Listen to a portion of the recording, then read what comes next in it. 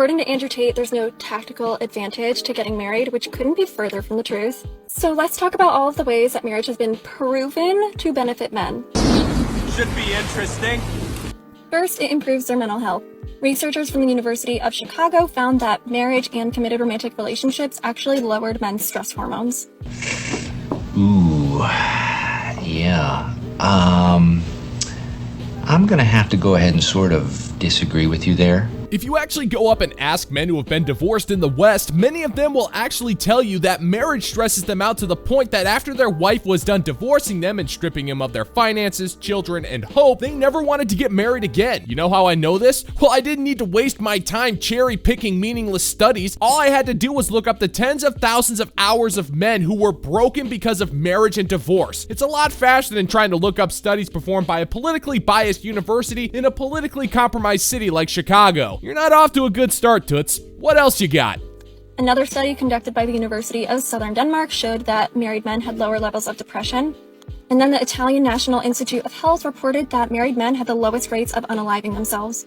None of this is really all that surprising when you think about the fact that married people, they have a confidant, they've got someone to share their burdens with, and somebody to help just fight off loneliness. You're not just wrong, you're stupid. Now wait just a minute. And you're ugly, just like your mum. This is by far and away one of the dumbest arguments I've ever seen. Just because a man has a wife doesn't mean he's going to have better mental health, especially when you consider that we live in an era of socially unacceptable social media behavior. We're living in a massive epidemic of women going on TikTok and openly bragging about how they treat their husbands like dirt and trying to convince women to do the same thing if they're unhappy for petty reasons. And then these wives will gaslight, emasculate, and restrict bedroom access for their husbands for completely petty and inexplicable reasons, thus making her husband's life a living hell. I don't need to do in-depth research for this. There's literally tens of thousands of hours worth of first-hand testimonials proving this. I barely stayed awake through college and I'm beating you at your own game, woman, and that's pretty pathetic. Marriage also helps improve men's physical health. One study found that married men had a 46% lower rate of dying from cardiovascular disease than unmarried men did. That same study also found that the marriage's happiness did not affect that lower rate, which suggests that simply being married, not even the quality of the marriage, lowers your chance of getting the disease. Another study found that in men diagnosed with cancer, those who weren't married were more likely to have a more advanced case at the time of diagnosis than men who were married.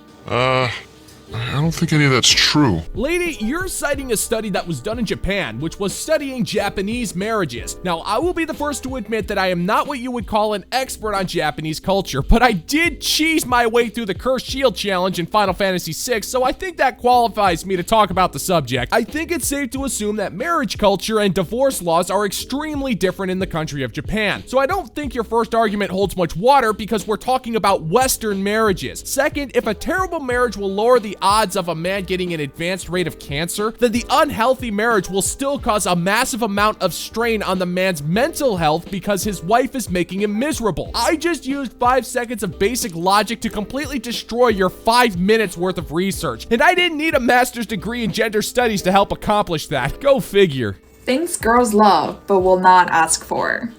We like it when you guys are being assertive. There's a difference between questions and assertions. Assert yourself. Obviously not in the wrong context, but like for example, let's say we see flowers. Don't ask us, do you want me to get you flowers?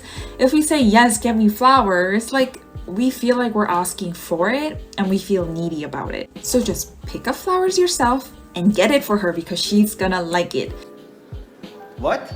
But that's not being assertive. Being assertive is about being a confident leader. What you're talking about is mind reading. You're lazy. You don't feel like you should have to communicate anything. You would rather your man just instinctively know what you want without you having to say a word, which means that you're not willing to put in the effort to communicate with your man. You're just gonna transmit your thoughts for him to absorb via osmosis. And by not clearly communicating, you're doing less than the bare minimum a woman needs to do in order to make a relationship work. But at the same time, when the man doesn't automatically know what you're thinking, you then accuse him of doing the bare minimum, which is ironic because you're not even meeting the arbitrary standards that you already set. It really makes you think.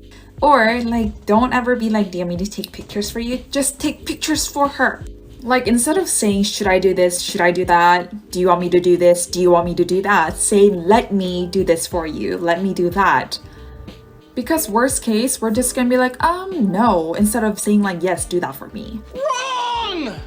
So what's wrong with asking questions? The whole point of a question is to gain information. Information that can be used in the future to be helpful so your man can do his part to make the relationship work. But you are so lazy and full of yourself that you get annoyed that your man just doesn't mystically know everything about you. You're saying that a man should just blindly guess the things that you like and pray to the intergalactic space god Hobachard that you don't get annoyed. But the thing is, he shouldn't have to waste time, money, or energy on getting to know you when a simple question can save you both the hassle. Because if he does the wrong thing, the worst case scenario is you try to emasculate him by putting him on blast for not magically knowing that you have terrible allergies after he bought you flour. And all of this crap could have been easily avoided if you simply just stop being offended over the notion that you're actually gonna have to put in some effort to make a relationship work, you lazy broad. If women are independent and can do it on their own, why do they still want a man to take care of them? Because it still feels nice to feel like a feminine girl, be protected, be taken care of.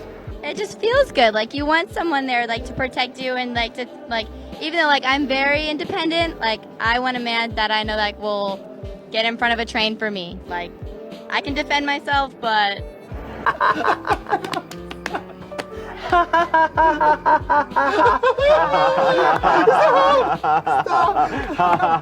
So let me get this straight. A man must put his finances, home, energy, resources, mental, and physical health on the line to provide for you because it makes you feel good? And what exactly are you doing in exchange? Because if I'm understanding this correctly, that cowboy hat sporting yogurt chugger is pretty much saying that jumping in front of a moving train is somehow a protective gesture of romance. But at no point are you even willing to fathom what you're willing to do for your man. All you can think about is how good it would make you feel if you got to quit your job and be provided for. So self-respecting men aren't gonna bother because you're too much of a pain and provide virtually no benefits. But don't worry, you'll probably be fine. You're a strong and independent woman who don't need no man, and you said it yourself. You can defend yourself against an oncoming train if you had to. And I might actually be willing to spend money to see something like that. Not good money, mind you, but you know, money. Do women want to be independent while also being provided for? And if so, who's more delusional in their wants?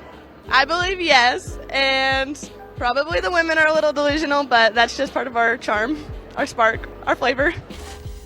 Oh, really? If your delusions are part of your flavor, then you must taste like boiled rat guts. Your delusions aren't charming. They're annoying, stupid, and a major turnoff. No self-respecting man wants to deal with a woman who has delusional levels of expectations. It reeks of selfishness and a lack of accountability. Why should a man cater to your every whim and make you feel protected? It's certainly not for your personality because you have yet to actually obtain one of those. I might actually work on that because you're desperately gonna need one pretty soon. Men don't want women with delusions. They want women who are going to trust them to lead, respect their decisions, and give them the occasional back rub. But if any man says that's exactly what they want, then all of a sudden it's the men who are delusional. So when you find yourself decaying alone in your bed at the age of 80, don't blame the men, blame your flavor. There are two types of men. There's one man that is the man and he will provide a really nice date and that. Then there's the other guy where he will just get you the drinks and keep it very casual in that aspect. Now, if you pick up any vibe that the guy isn't quite like the man here, what girls do, unfortunately, is they tap into masculine vibes. What you would need to do is you would need to tap into your Jessica Rabbit vibe. Now, if I were an intergalactic bounty hunter with no class, I would be making a joke about tapping into the vibe of a cartoon character who's constantly getting her skunk parlor of excruciating pain plowed by a cartoon rabbit. But I'm not gonna do that. I'm way too classy. Who Framed Roger Rabbit is actually in my top 10 favorite Earth movies of all time. So I'm gonna start by asking, how is invoking your inner Jessica Rabbit supposed to help you on a date? Jessica Rabbit wasn't bad, nor was she a femme fatale. She was just drawn that way. You have to look past the sultry design. She was madly in love with Roger Rabbit because he made her laugh, which is the exact reason why she involved herself in trying to clear her husband's name for Marvin Acme's murder. And you would know this if you actually sat down and watched the movie instead of basing your argument on what I could only assume is a tattoo you saw once in a seedy tattoo parlor on your 18th birthday. that's kind of what you would need to do. Tap into your Jessica Rabbit vibe. Some guys are the man, and they make us feel so feminine. You're so dainty, we can totally be in that feminine essence. But there's some guys that can make us feel masculine. It just means that he's not tapped into his masculine, and you have to tap into your Jessica Rabbit vibes. You don't know what words mean, do you? Oh my god, woman, Jessica Rabbit was not only married, she was happily married, which is something you'll never understand because it's something you'll never experience. The whole feminine seductress thing was an act she did at a nightclub, which also included Daffy and Donald Duck getting into a cannon fight. Now, I get what you're saying. You're saying that if a woman is around a masculine man, she will need to be feminine, which is a basic biological instinct when a woman sees a man as potential breeding material. That's not advice. That is basic biology. But the one thing you're forgetting here is that if a woman is giving off masculine vibes, it's gonna turn off a lot of men. And the only man who's not gonna give a damn about that is Baby Herman. The ladies mean, huh? My problem is I got a 50-year-old lust and a 3-year-old dinky. For example, if you're suggesting to meet for cocktails, that's cocktails are for meeting people, okay? You will find like a bar lounge and sit down and be like comfortable with your body language, and then you do your Jessica Rabbit vibes. Day and night she talks. Each word more useless than the next.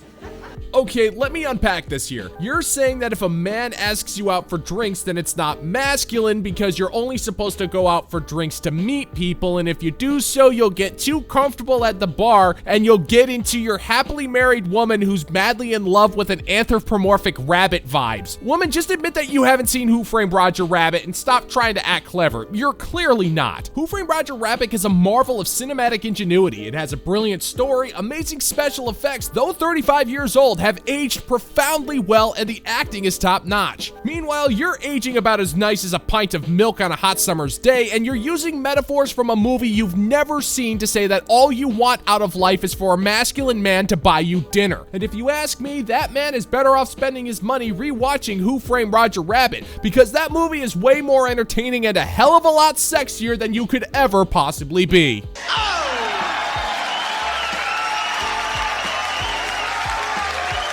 And that's gonna do it for today's video, gentlemen and gents. As always, if you find that my particular brand of humor is bringing you to the brink of laughter, then why don't you scroll on down and click that like and subscribe button and ring the notification bell so we can give the good old-fashioned middle finger to the YouTube algorithm. Thank you so much for checking out the new video, and until next time, peace out, homies.